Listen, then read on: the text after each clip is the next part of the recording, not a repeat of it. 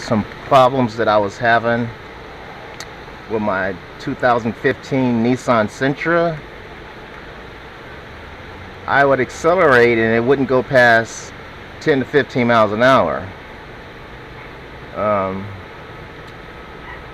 I couldn't figure out what it was, so I took it to the shop and they put it on the machine, and it came out to be this problem right here, which is called a mass airflow sensor.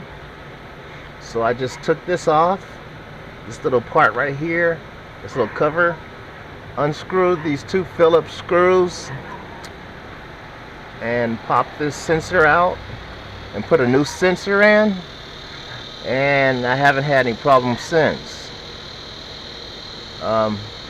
If you have a Nissan Sentra and you're not getting any acceleration, your car's not,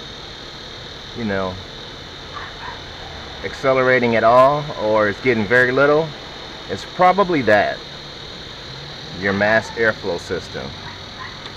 Well, thanks for watching my video. Please like and please comment. Thank you.